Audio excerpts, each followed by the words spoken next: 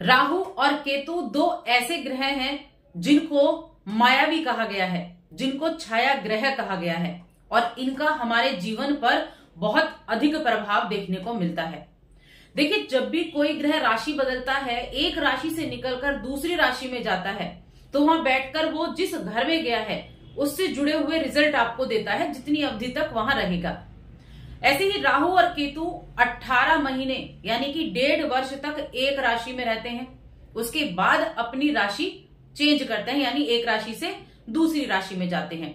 इस तरह से सभी 12 राशियों में ये 18 वर्ष में चक्कर लगाते हैं।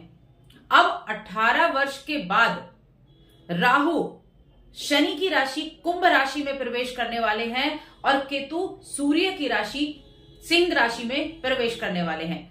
कब करेंगे? 18 मई को करने वाले हैं। और ये जो गोचर होगा ये अगले 18 महीने तक यानी अगले 1.5 वर्ष तक कर्क राशि के लोगों के जीवन पर किस तरह से प्रभाव डालने वाला है, चलिए विस्तार से जानते हैं।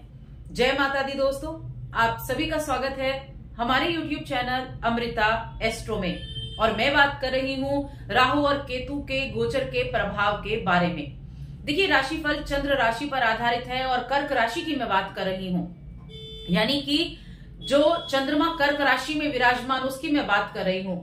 अब यहां देखिए, राहु केतु की बात करें तो राहु और केतु ऐसे ग्रह हैं जिनको हम देख नहीं सकते, यानी प्लैनेट तो वो है ही नहीं, छाया ग्रह कहे गए हैं। शनि का छाया ग्रह राहु है और मंगल का छाया ग्रह केतु है, यानी आप उनको देख नहीं सकते और ना ही उनकी कोई राशि होती है जहां वो विराजमान होते हैं उस घर को अपना मान लेते हैं। लेकिन हाँ, हमारे जीवन पर पूरा प्रभाव उनका होता है।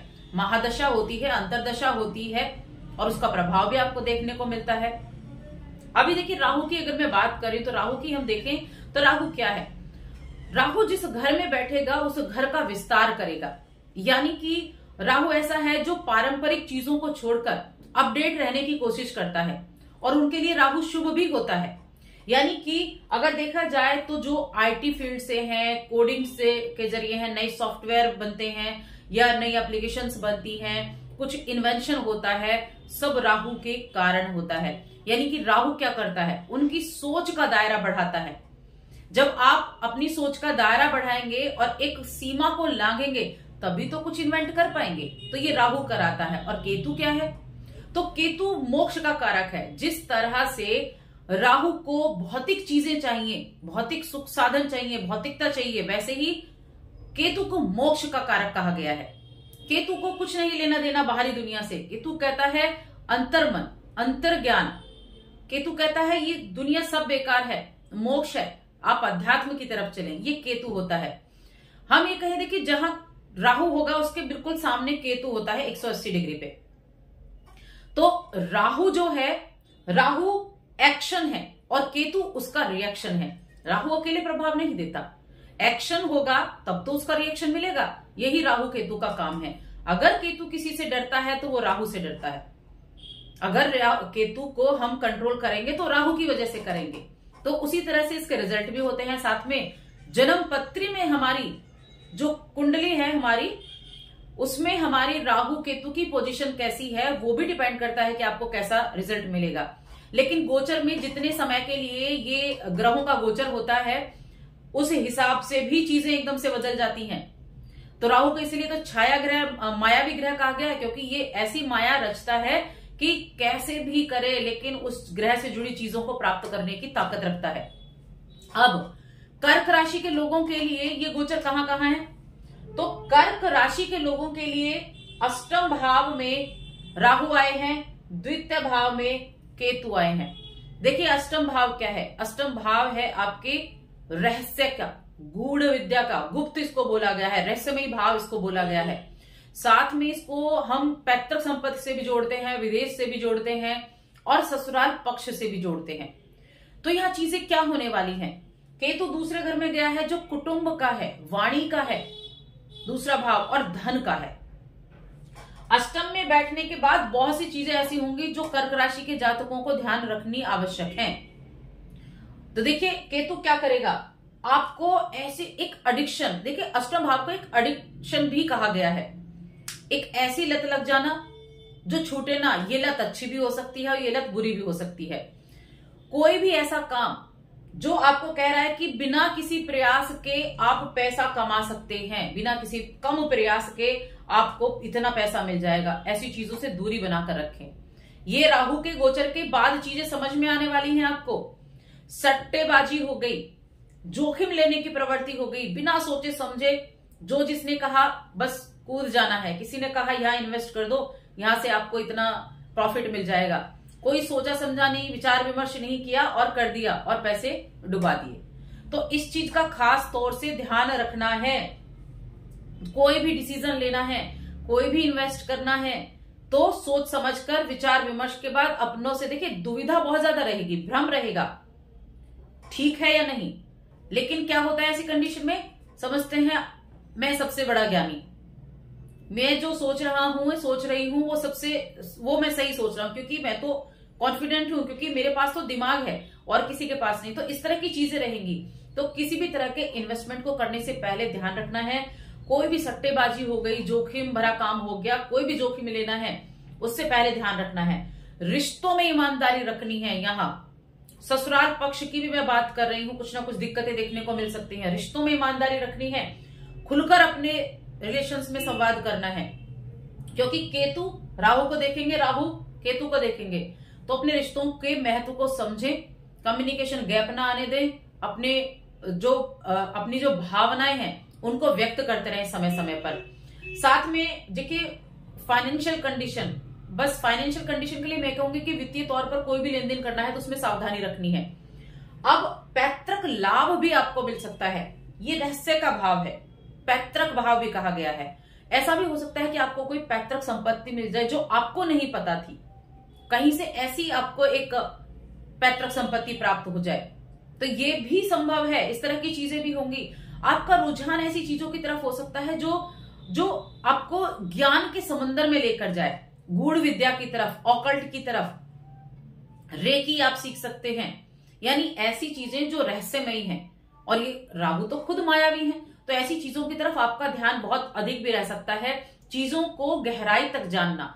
अष्टम भाव है किसी चीज को शोध करना, और राहु वहां बैठे हैं तो क्या करा, राहु क्या करता है, जिस घर में बैठेगा विस्तार करेगा। तो ये जब रहस्यमयी बातें होगी तो ये रहस्य के तह तक जाना, उस तरह का कहेगा। अब देखिए इन्वेंशन बुरे भी होते हैं, इन्वेंशन अच्छे भी होते हैं, इन्वेंशन ऐसे भी होते हैं जो कभी पूरे नहीं हो पाते, इन्वेंशन ऐसे भी होते हैं जो व्यक्ति का नाम बदल कर रख देते हैं। तो सही चीज के ऊपर आप शोध कर रहे हैं या नहीं, ये आप पर डिपेंड करेगा। यही मैं कहूंगी आईटी फील्ड, अष्टम भाव इन चीजों का भी है, डाटा साइंस हो गया, आईटी फील्ड हो गया, इन चीजों का भी है। तो यहां भी आपके लिए अपॉर्चुनिटी मिलने वाली है। विदेश से जुड़ा है 1 2 3 4 5 जॉब में चेंजेस होंगे। अगर आप ऐसे फील्ड से जुड़े हैं, आईटी फील्ड से जुड़े हैं, कोडिंग के फील्ड से जुड़े हैं, टेक्निकल फील्ड से हैं, डाटा साइंस से हैं, तो विदेश जाने के मौके मिल सकते हैं।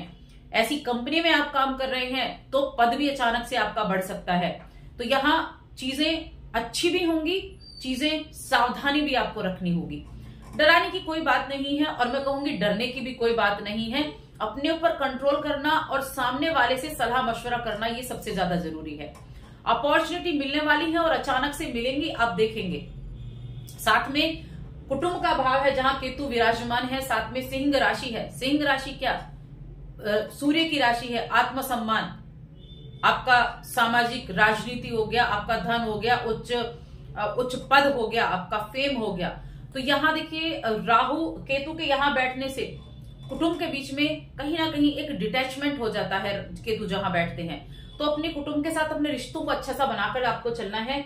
भ्रम रह सकता है मन में, भ्रम की स्थिति जब भी हो, अगर किसी भी चीज को लेकर दुविधा होती है, सबसे पहले उस दुविधा को दूर करें। खुद से दूर नहीं करें, पहले अपने अपनों से बात करें या किसी अनुभवी व्यक्ति से बात करें, उस भ्रम को दूर करें। जहां भी जरा सी दुविधा आ जाए तब आप समझेंगे कि आप किसी परेशानी में नहीं फंस रहे हैं। परिवार में मधुरता बनाकर रखें, कम्युनिकेशन अच्छा रखें, अपनी वाणी को मधुर रखें। द्वितीय भाव वाणी का भाव भी है, ये आपको अच्छे रिजल्ट दे भी सकता है और आपके रिश्तों को नुकसान भी दे सकता है। तो अपनी वाणी पर सबसे ज्यादा काम करना है, मधुरता रखनी है अपनी वाणी में। गलत फहमी हो सकती है, गलत फहमी से दूर रहना है। कहने का मतलब सीधा सीधा है कि कोई भी डिसीजन लें और वहां आपको लग रहा है थोड़ा सा भी दुविधा आती है तो उस फील्ड से जुड़े हुए किसी अनुभवी की सलाह लें। परिवार में कोई भी दिक्कत आती है तो सबसे पहले उस प्रॉब्लम को सॉल्व करने का प्रयास करें। पैतृक संपत्ति भी मिलेगी यहाँ आपको, विदेश जाने का मौका भी मिलेगा, विदेश में काम करने का मौका मिलेगा, कुछ चेंजेस भी होंगे, अचानक से चीजें भी बदलेंगी, ऑकल्ट की तरफ भी आप जा सकते हैं। और साथ में यहाँ चौथे घर पर राहु की नवम दृष्टि जाएगी।